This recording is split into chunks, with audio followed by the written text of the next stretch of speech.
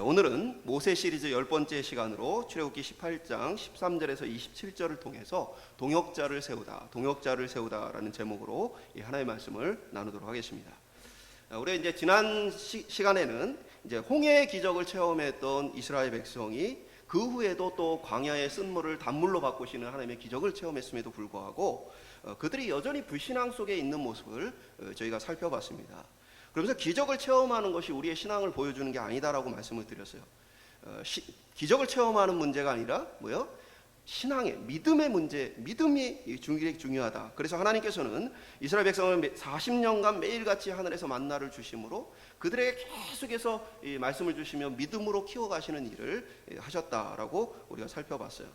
그리고 만나와 같이 오늘 우리 주 예수 그리스도께서 광야 같은 인생 속에서 우리와 함께 하시며 날마다 우리를 돕고 또 믿음을 주고 계시다라고 말씀을 나누었습니다.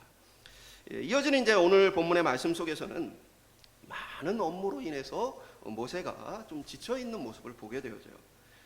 모든 문제를 모세에게 가져옴으로 인해서 모세가 그 모든 것을 재판하느라고 모세 자신도 지치지만 사실 하루 종일 기다리는 또 백성들도 굉장히 지친 모습을 보게 되어집니다. 우리 역시도 이제 많은 일들로 지칠 때가 많이 있습니다. 특별히 이제 너무 빠르게 바뀌는 세상에서는 계속 무언가를 하도록 우리가 강요를 받죠. 그래서 불빛이 귀했던 시기에 예를 들면 이제 양초가 등장을 하고 그리고 나서 그 이후에는 이제 전등이 등장하게 되죠. 그러니까 이 불빛이 귀했던 시기에는 해가 지고 나면 사람들이 쉬었습니다. 더 이상 일을 할 수 없었어요. 그러나 이제는 점점 이제 기술이 발달하고 불이 비춰주니까 뭡니까? 이제는 해가 져도 잠을 잘 수가 없어요. 일해야 할 것들이 많이 생겨나는 모습 보게 되어지죠. 스마트폰이 발달하면서 어떤 변화가 일어납니까? 그 전까지는 이제 회사에서 퇴근하고 집으로 오면 쉬었어요. 그리고 또 화장실을 가거나 이럴 때에도 그냥 편안하게 자기 볼일을 볼 수 있었습니다. 그러나 이제 스마트폰이 발달하면서 이제는 퇴근을 해도 퇴근한 게 아니고 또 심지어는 화장실 안에서까지 바쁜 일정들을 스마트폰을 가지고 일을 해야 되는 시기가 왔죠. 이러다가 AI의 발달이 자칫 잘못하면 여러분이 잠자는 시간마저도 그것을 활용해서 무언가를 생산해내야 되는 그러한 시기가 올 수 있겠다라는 생각도 해보게 되어집니다. 외국에 있는 사람들이 이제 한국 사회를 바라보면 한국 사회의 여러 가지 특징 중에 하나 중에 워커홀릭이라는 것을 들어요. 워커홀릭이라는 거 일 중독이라는 거예요. 그만큼 한국 사람들이 워낙 성실해서 이 노동의 시간이 굉장히 길다라고 말을 하는 것이죠. 그러나 이제 요즘에 시대가 좀 바뀌어서 젊은이들은 워라벨이라고 해서 세상에 좀 일하는 시간과 더불어 자기 삶을 돌아보는 휴식 시간을 적절하게 갖기를 원하기도 하죠. 이런 이제 세상의 변화 속에서 교회도 굉장히 많은 변화가 있어요. 이제 젊은 목회자들 중에서는 어떤 목사님이 얘기하시더라고요. 교회에 일이 있어갖고 전화를 했는데 목사님 저 퇴근했는데요. 그래서 그 목사님이 마음속으로 목회자라는 이 목사의 역할이란 것이 출근해서 퇴근하는 일이 아니고 성도들에게 무슨 일이 생기면 그 자기의 시간을 내놓고 다가가야 하는 사람인데 목사님 저 퇴근했는데요. 퇴근하고 나면 교회에 급한 일들과 또 성도들의 장례나 이런 것들을 돌보지 않을 것인가 많은 고민을 좀 했어요. 물론 이제 과거 시대에는 별로 중요하지 않은 일들로 쉬지 않고 자꾸 일을 시키는 그런 잘못된 관행들도 분명히 있었죠. 그러나 이제 이렇게 많은 일들로 말미암아 사람들이 번아웃, 지치게 되어지죠. 탈진하게 되어져요. 그리고 특별히 이제 교회 안에서까지도 많은 사람들이 많은 사역으로 말미암아 탈진하는 경우를 봅니다. 그런데 이제 교회 안에서 이제 사역을 하다 지치게 되어지면 사람들이 영적인 일이다, 하나님의 일이다라는 그 미명하에 굉장히 이렇게 자유를 주지 않는, 쉼을 주지 않는 그러한 모습도 우리가 종종 보게 되어집니다. 우리는 오늘 본문을 통해서 과중한 업무로 지친 모세를 향한 하나님의 이끄심은 무엇인가? 또 하나님께서 우리에게 맡겨주신 영적 사역을 우리는 어떻게 감당해야 하는가? 특별히 오늘 말씀은 교회의 행정의 원리가 되어지는 이런 말씀이라고 볼 수 있어요. 그래서 오늘 우리 교회가 하나님의 부르심에 합당한 성경적 교회가 되기 위해서 우리가 어떻게 나가야 하는가 오늘 본문을 통해서 함께 살펴보기를 소망합니다. 첫 번째 한번 따라 보겠습니다. 홀로 재판하는 모세. 모세의 장인 이드로가 이제 모세에게 찾아오게 되어집니다. 이 시기는 이미 출애굽에 있어서 홍해 사건이 끝나고 여러 이 기적들을 체험한 이후의 말씀이죠. 이때까지 모세의 가족들은 모세와 함께 있지 않았어요. 모세 홀로 이스라엘 백성들과 함께 출애굽 사역을 했습니다. 그리고 이제 모든 것이 어느 정도 정돈이 되고 나자 장인인 이드로가 모세의 아내 시보라와 두 아들들을 데리고 모세에게 찾아온 거예요. 그래서 이때부터 모세의 가족들이 모세와 함께 동행을 하게 되어집니다. 그런데 이 장인 이드로가 모세가 무엇을 하고 있는지를 보고는 깜짝 놀라게 되어지죠. 출애굽기 18장 13절 우리가 읽은 본문인데요. 이튿날 모세가 백성을 재판하느라고 앉아있고 백성은 아침부터 저녁까지 모세 곁에 서 있는지라. 백성들은 하나님의 뜻을 묻기 위해서 모세에게 찾아옵니다. 근데 백성의 수가 어떻게 돼요? 성경에 이제 이 민수기를 보면 이 백성의 장정의 수가 전쟁에 나갈 만한 수가 60만이요. 그러면 나머지 남녀노소를 합치게 되어지면 약 200만 명 정도라고 추론을 합니다. 그러니까 200만 명이나 되는 사람들이 그 모든 문제를 해결하기 위해서 모세에게 찾아오게 되어진 거예요. 그러니까 모세가 많은 재판을 하느라고 자기 자신도 하루 종일 지치게 되어지고 또 백성들 역시도 재판을 신청하고 나서는 언제 그 재판이 열지를 몰라서 아침부터 저녁까지 그 곁에 서서 자기 순서가 되기를 기다리고 때로는 자기 순서가 되지 않아서 그 날짜가 또 뒤로 미루어지는 일들이 반복되는 모습을 보게 되어집니다. 그래서 모세 자신도 지치지만 백성도 크게 지치는 모습을 이드로가 보게 되어집니다. 모세의 충성에도 불구하고 이 모세 자신도 그리고 백성도 괴로운 시간을 함께하게 되어지죠. 물론 모세는 이러한 자신의 상황에 대해서 원망하지 않았고 묵묵히 충성되게 자신에게 주어진 역할을 감당하고 있었습니다. 그러나 이드로의 눈에는 그 충성심보다는 오히려 그것이 옳지 않다, 그것이 악하다라고 보일 만큼 큰 문제로 여겨졌습니다. 우리가 교회 사역을 하는 데 있어서 열심히 하는 것만이 하나님께 영광 돌리는 일이 아닙니다. 지혜롭고 바르게 하는 것이 우리에게 중요하다는 사실이죠. 최근에 새롭게 교회를 담임하게 된 이제 목회자와 대화를 나누게 되었습니다. 그분은 이제 큰 교회에서 부교육자로 사역을 하시다가 이제 관련되어 있는 교회에 이제 목회자님이 필요하게 되어서 갑자기 이제 그 교회로 담임 목사로 이제 파송을 받게 된 분이에요. 교회가 작은 교회인데 그곳에 가고 나서 이제 삶이 완전히 바뀐 것이죠. 그는 이제 그 큰 교회에서 있었던 모든 이 예배와 모임들을 이 작은 교회에서 그대로 이제 하고 있어요. 그런데 이제 큰 교회에 있을 때는 많은 목회자들이 돌아가면서 설교도 하고 뭐 여러 가지 했었는데 이제 그 작은 교회에서 자기가 모든 걸 다 하다 보니까 이제 지치게 되어지는 거예요. 그래서 이 사모님도 일을 하게 되어지는데 둘이 이제 교회 사역 끝나고 집으로 가면 대화를 한마디도 하지 않는다는 거예요. 지금 대화를 나누지 못한 지가 꽤 됐다. 왜냐하면 서로 너무 지쳐가지고 말할 기운도 없다는 거예요. 그래서 제가 그분에게 이런 얘기를 했습니다.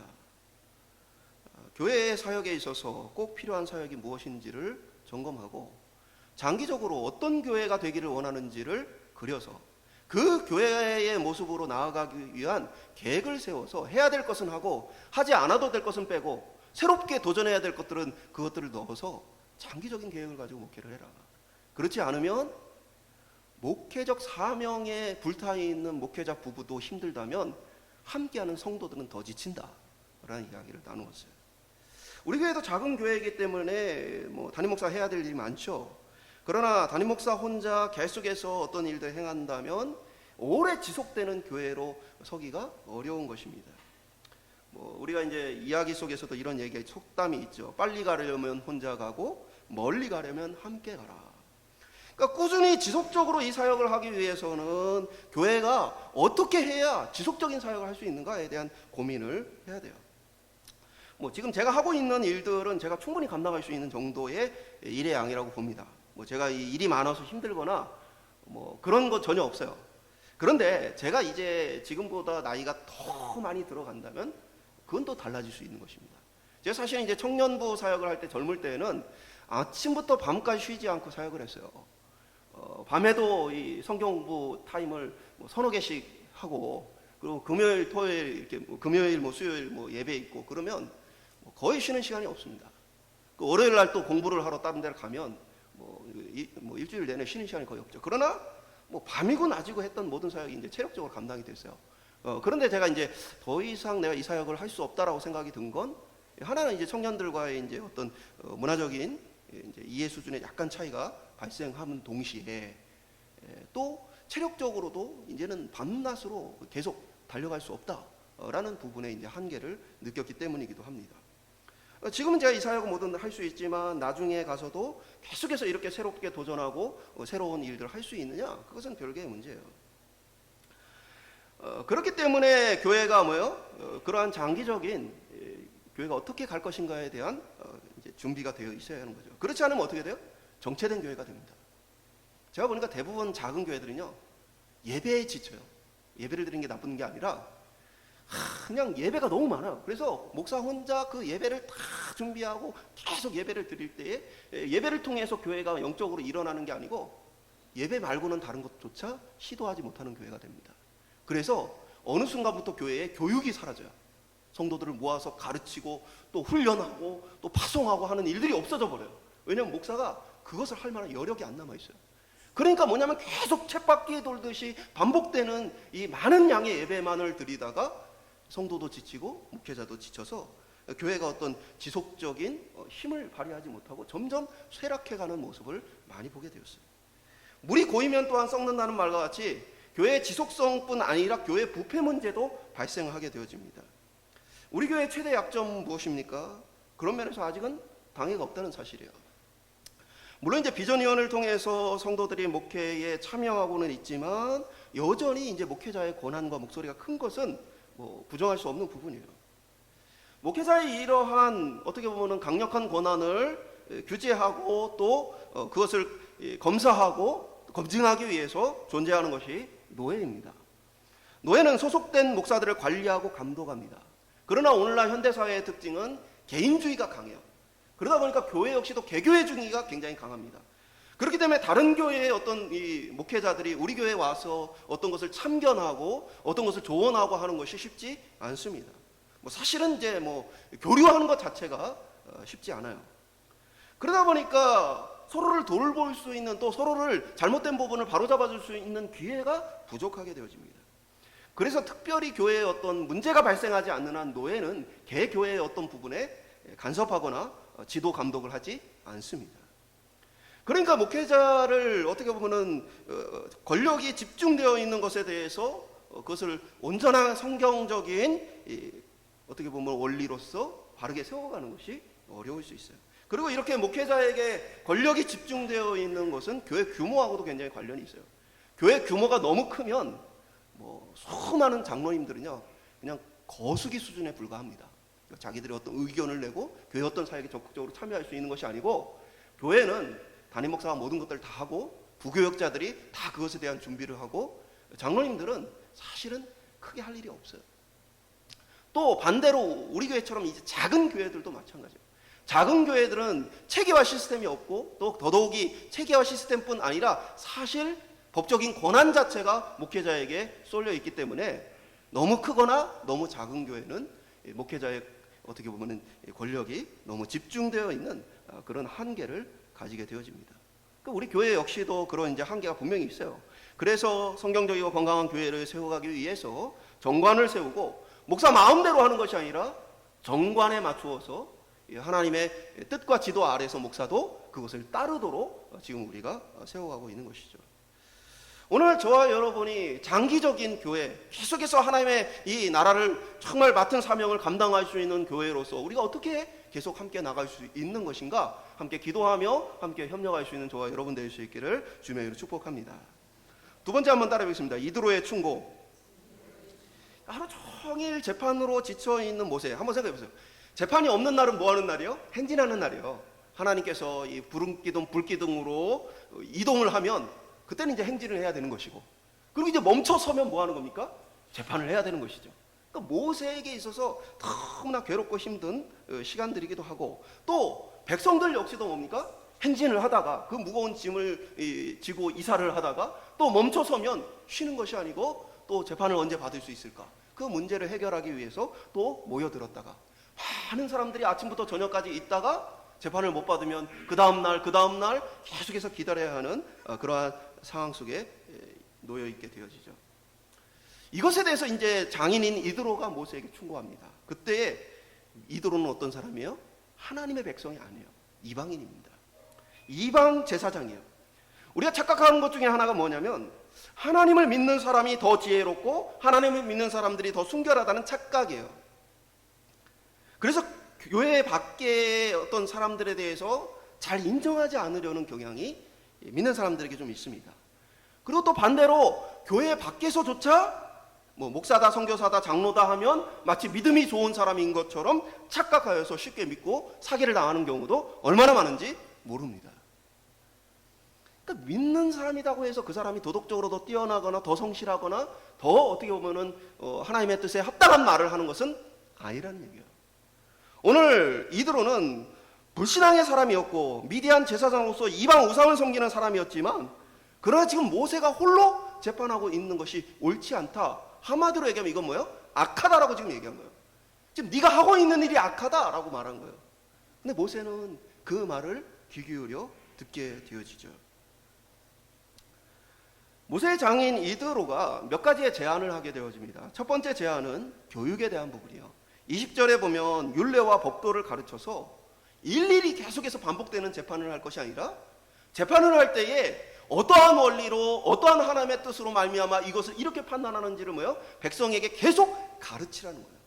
백성이 그것을 통해 배우게 되어지면 똑같은 문제를 가지고 계속해서 찾아오는 일이 없게 되어지겠죠. 그래서 저는 이 부분에 있어서 제가 이제 추구하는 목회 중에 하나가 교육 목회예요. 신방을 중심으로 하는 목회에서 교육을 중심으로 하는 목회의 전환이 필요하다. 성도들이 어려움이 생길 때마다 고민이 생길 때마다 그것을 일일이 찾아와 가지고 도움을 청하고 상의를 하는 것으로는 목회자에게 너무 많은 고민거리 또 많은 시간들이 그것에 뺏기게 되어지죠. 차라리 성도들을 제대로 가르쳐서 조금 더 성숙하게 되어지면 많은 문제들에 있어서 하나님의 뜻을 스스로 분별하고 그 지혜를 가지고 잘 대처하고 판단할 수 있다는 것이죠. 그래서 어린아이를 돌보는 것보다 조금 더 잘 자라는 조금 더 자란 아이를 돌보는 일은 훨씬 더 힘이 덜 가는 것이죠. 기저귀 갈아주고 밥 먹여주고 모든 것을 다 해야 되는 것이 아니라 이제 어느 순간이 되어지면 친구도 만나서 스스로 시간을 보내게 되어지고 그런 여러 가지 변화들이 있잖아요. 그런 것처럼 교회도 교육 목회를 통해서 성도들을 바르게 가르치는 것을 통해서 목사의 말대로 하는 사람이 아니라 하나님의 뜻을 스스로 분별하여 스스로 결정하며 하나님 안에 살아가는 성숙된 성도를 세워가는 것, 그것이 교회의 목표예요. 두 번째는 21절에 보면 백성들 가운데 능력 있는 사람들을 천부장, 백부장, 50부장, 10부장으로 삼아서 그들이 가벼운 일들에 대한 재판은 스스로 감당할 수 있도록 해라 라는 제안을 하게 되어집니다. 이것은 쉽게 얘기하면 체계, 시스템에 대한 그런 이제 제안이라고 할 수 있죠. 이 많은 백성을 이끌어가기 위해서는 그에 합당한 체계가 있어야 된다라는 것입니다. 백성이 법도를 배워서 성숙했다고 해서 문제가 없어지는 게 아니죠. 백성이 스스로 잘 판단하고 결정한다고 해서 갈등이 없어지는 것은 아닙니다. 그럼에도 불구하고 재판을 해야 되고 갈등을 해소해야 되는 많은 문제는 발생할 수 있어요. 그때 그것을 서로 옳다고 주장하는 그것에 대해서 이제 조율하고 재판할 만한 권위 있는 사람들을 양육해 세워야 한다는 것이죠. 그래서 우리 교회 역시도 이러한 부분을 지금 준비하고 있어요.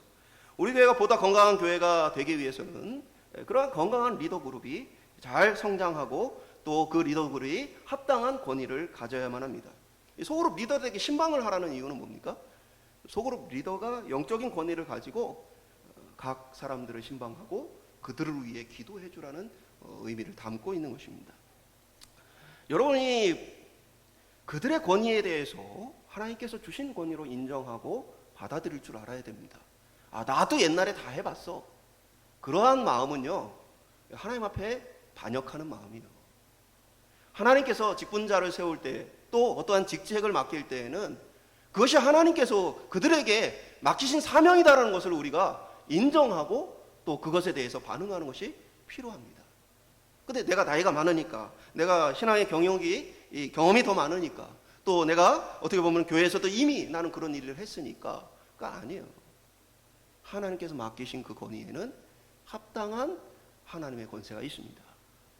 가장들에게는 가정을 돌보고 그들을 축복할 권한이 있다면 소그룹 리더들에게는 소그룹 구성원들을 위로하고 그들을 축복할 권한이 있는 거예요. 그래서 제가 성도들을 만나면 축복하며 기도해 주라. 목사님, 축복하면서 기도해 주는 건 목사님만 하는 거 아니에요? 아니죠. 예수님께서 이 제자들을 전도하러 보내실 때 어떻게 하셨습니까? 각 가정에 들어갈 때마다 그 가정을 축복하고 그들에게 말씀을 전하라고 하셨어요.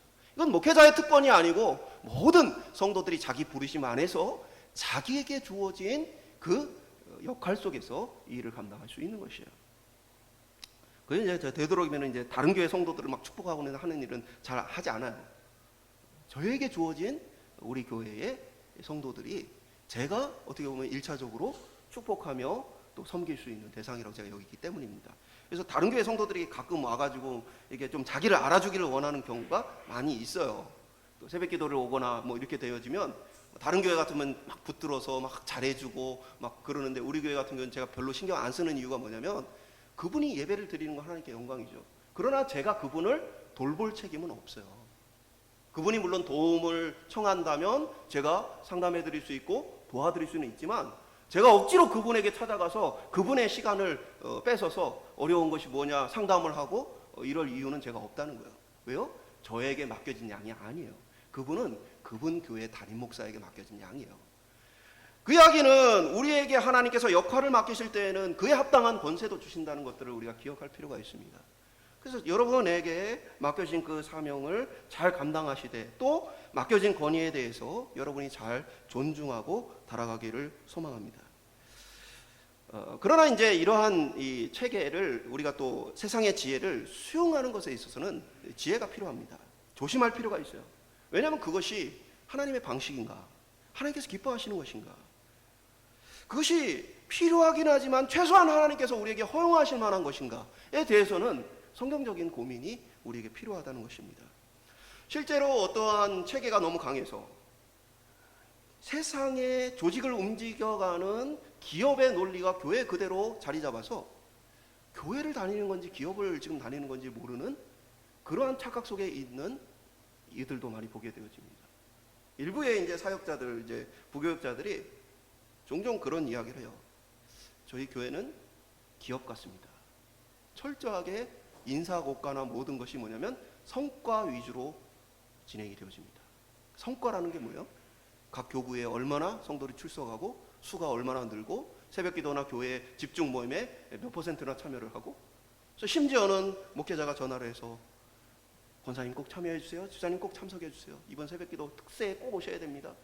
전화를 돌리고, 성도들은 하나님의 은혜를 기대하는 마음이 아니라 내가 안 가면 우리 부교육자 목사님 혼나겠구나, 그런 마음으로 교회를 나오는 정말 말도 안 되는 일들이 교회에서 자행되고 있는 모습을 보게 되어집니다. 기업이구나. 예수를 사랑하고 은혜를 사모하고 주님께 나아가고자 하는 부분보다 체계와 시스템이 완전히 교회를 잠시겠구나. 교회가 그에 합당한 규모에 맞는 체계를 갖는 것은 분명히 필요해요.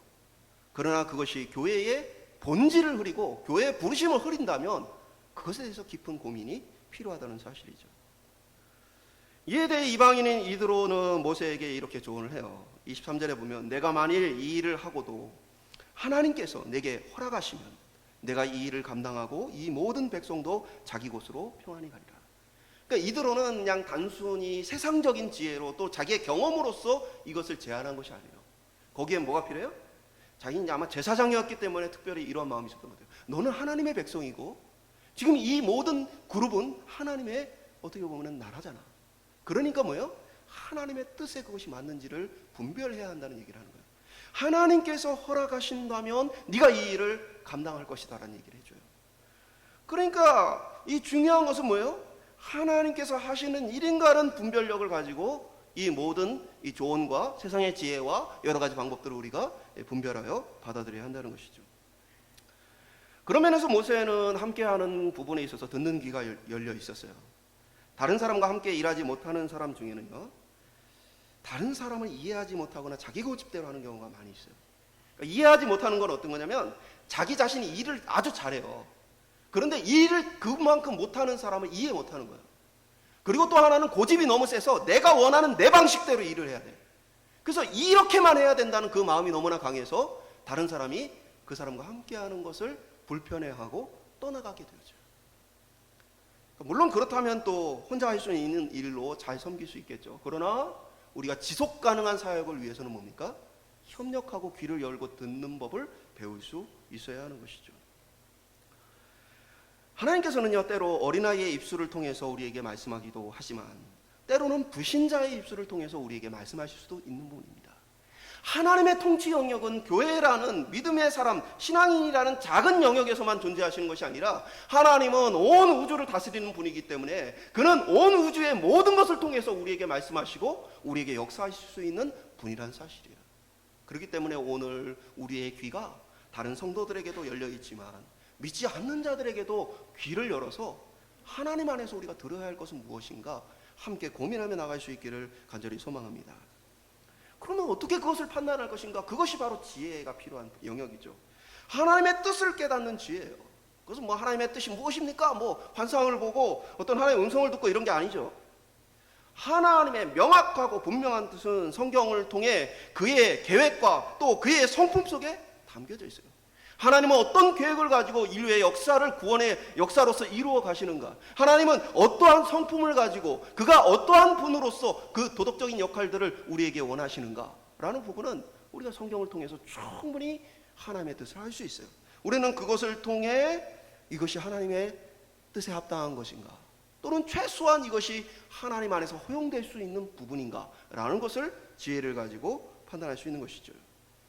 우리 교회가 직분자를 세우는 조건으로 기독교 강요를 2년 공부해야 한다라는 것은 바로 성경을 바르게 전반적으로 성경을 이해하고 판단할 수 있는 기초적인 교육을 위해서라는 부분입니다.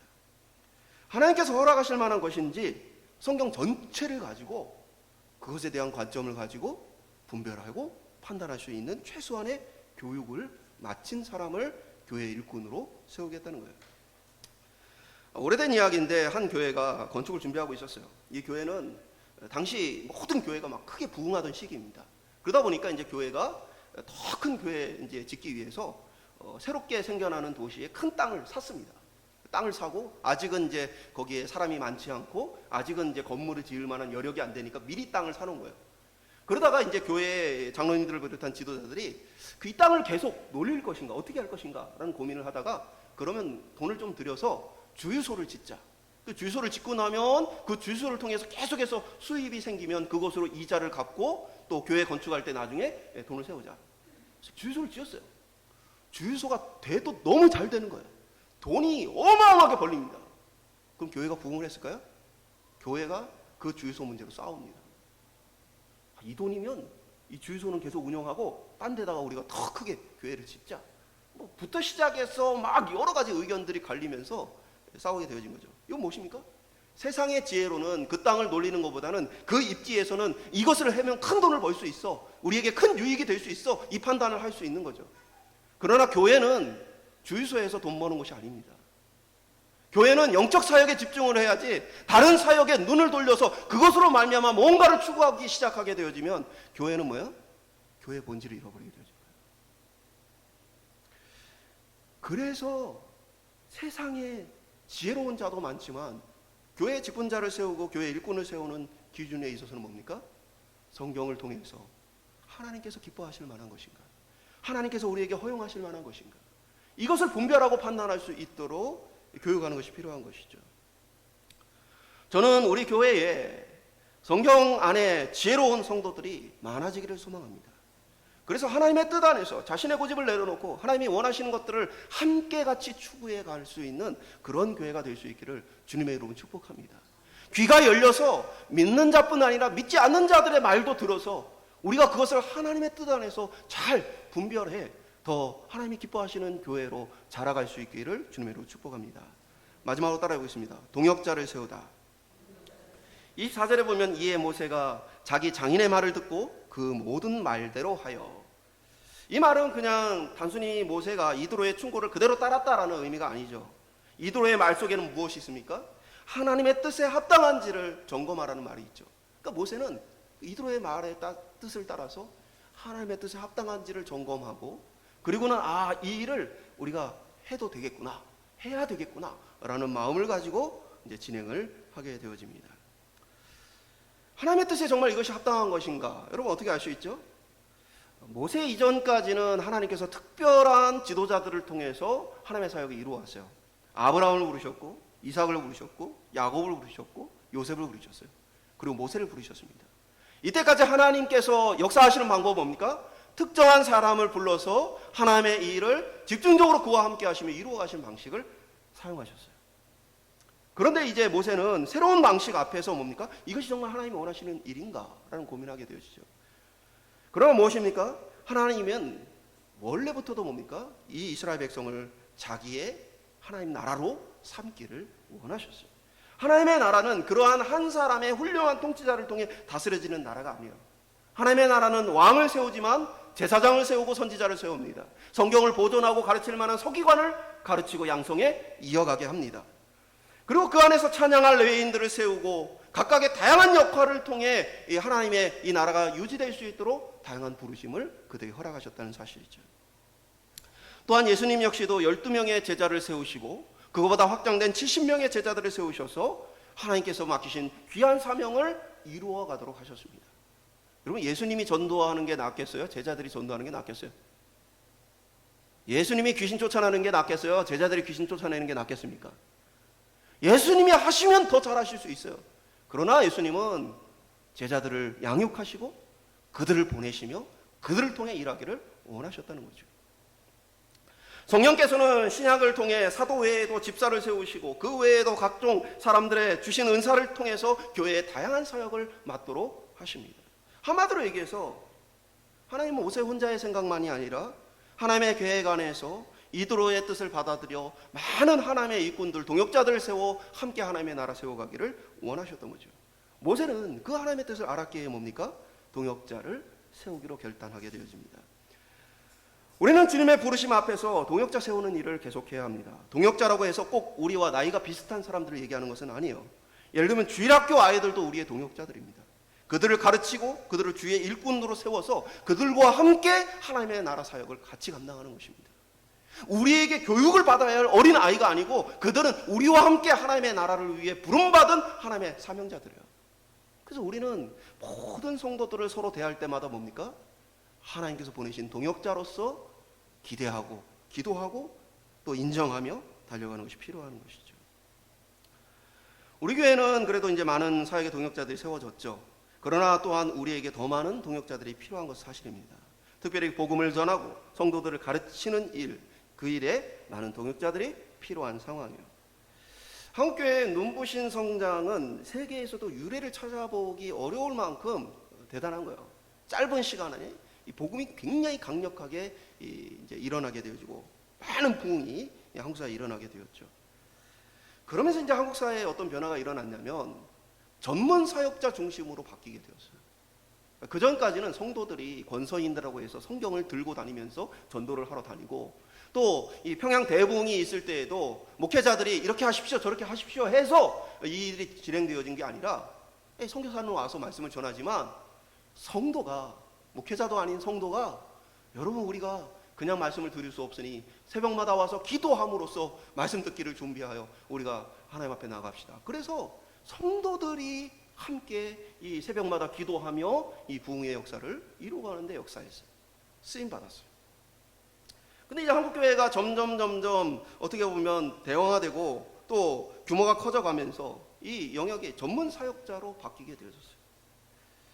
여러분 옛날에 교회에서 열심히 섬기던 집사님들이 교회에서 임명해서 전도사가 되는 경우가 많이 있었습니다.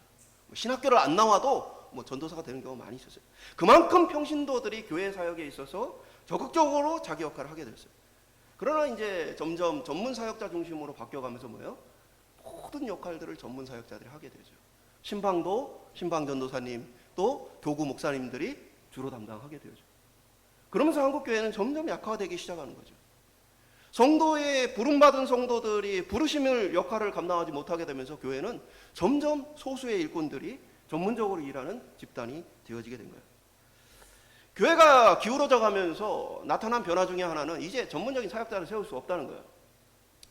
지난 주간에 이제 우리 노예에 분당에 있는 큰 교회 담임 목사님 이제 장례가 있어서 그분 가족 장례가 있어서 참여하게 되었어요.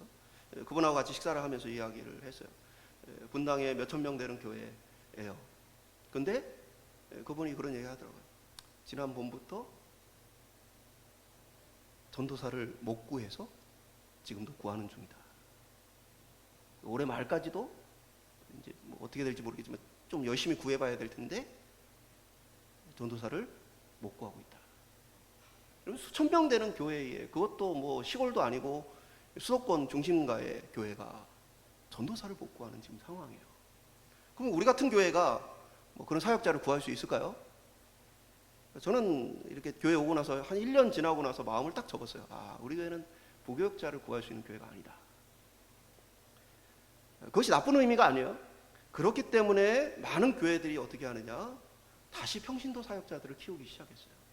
그래서 주일학교를 비롯해서 많은 영역에서 평신도 사역자들이 지속적으로 사역을 하기 시작하는 그런 변화들이 나타나기 시작했습니다. 저는 이것이 다시 한번 이 물러진 교회를 단단하고 건강하게 만들어가는 하나님의 방법이라고 생각이 들어요. 이제 시키는 대로 하는 성도가 아니라 하나님의 부르심을 통해서 적극적으로 주의 역할을, 주께서 맡기신 역할을 감당하는 그러한 사명이 있는 성도들이 많아질 때 교회는 건강해지는 거예요. 하나님의 나라는 그때 건강해지는 것입니다. 저는 우리 교회가 이 시대의 좋은 모델 가운데 하나가 되기를 소망합니다. 그것은 목회자가 유명한 교회가 아니라 성도가 유명한 교회가 되기를 소망하는 거예요. 평신도 사역자들이 너무나 아름답게 동역함을 통해서 작지만 균형 있고 건강한 교회로, 풍성한 교회로 자라가길 소망하는 거예요. 여러분, 제가 목사 혼자가 아무리 열심히 뛰어도 여러분에게 몇 가지나 교육을 할 수 있겠어요? 시간적인 제약, 물리적인 제약이 있기 때문에 몇 가지 교육을 동시에 진행하기 어렵습니다. 그러나 여러분들 가운데에 성경을 수준별로 가르칠 수 있는 그러한 영적 교사들이 많이 일어난다면 우리 교회는 초신자가 오면 초신자를 위한 교사들이 있고, 중급자가 있으면 중급자를 위한 교사가 있고, 다양한 영역에서 성도들을 양육하고 키울 수 있는 그러한 성경 교사들이 많이 생겨난다면 교회는 훨씬 더 풍성해질 수 있는 것이죠. 저는 하나님께서 양을 돌볼 수 있을 때 양을 맡긴다는 생각을 가져요. 우리 교회가 양을 보내시면 많이 감당할 수 있는 교회냐? 저는 그렇지 않다고 봅니다. 목사 혼자 모든 교육을 감당하는 교회는 소망 없는 교회야. 많은 성도들 가운데 좋은 교사들이 일어나서 많은 양들을 돌볼 수 있는 그때에 하나님은 그 생명을 우리에게 맡기실 수 있지 않겠습니까? 저는 여러분에게 이런 기도를 부탁을 드리고 싶어요. 우리 교회에 좋은 성경 교사들이 많이 채워지도록, 주일학교 아이들뿐 아니라 장년 성도들을 가르칠 수 있는 많은 교사들이 일어나기를, 브리스길라와 아굴라와 같은 성경적인 교사들이 일어나는 교회가 될 수 있도록 기도하시며 함께 나갈 수 있기를 소망합니다. 말씀을 맺도록 하겠습니다. 오늘 말씀은 어떻게 보면 교회의 행정적인 원리를 담고 있죠. 또 다른 면으로서 어떻게 하나님의 나라를 구체적으로 지금 우리가 있는 이곳에 세워갈 건가에 대한 많은 교훈을 줍니다. 출애굽을 통해서 이스라엘 백성을 자기 나라로 세우기 원하시는 하나님은 교육을 통해 모세의 동역자들을 세워가십니다. 오늘 저와 여러분이 이 땅의 교회를 통해서 하나님의 나라를 세워가기를 소망한다면 우리 역시도 교육을 통해 성숙한 성도들을 세워가고 또 그의 권한과 합당한 능력을 가진 그러한 영적 지도자, 동역자들을 세워가는 것이 필요합니다. 그러기 위해 우리는 잘 배우고 배운 것을 잘 전하고 나누는 장이 마련되어야 합니다. 하나님께 영광을 돌리는 저와 여러분이 정말 이 일들을 위해 협력할 수 있기를 소망합니다. 예수님께서도 우리를 보내셨어요. 우리에게 제자를 삼으라고 말씀해 주셨습니다. 예수 믿게 하고 교회 다니게 해라라고 말씀하신 게 아니라 예수의 제자를 삼아라. 너희도 그들을 가르치고 그들에게 참된 하나님이 원하시는 그 삶을 살 수 있도록 너희가 가서 도우라고 말씀해 주셨어요. 오늘 예수님의 말씀과 같이 또 성경의 원리를 통해서 우리 오포중앙교회가 그러한 이 시대의 건강한 교회로 자랄 수 있기를 주님의 이름으로 축복합니다.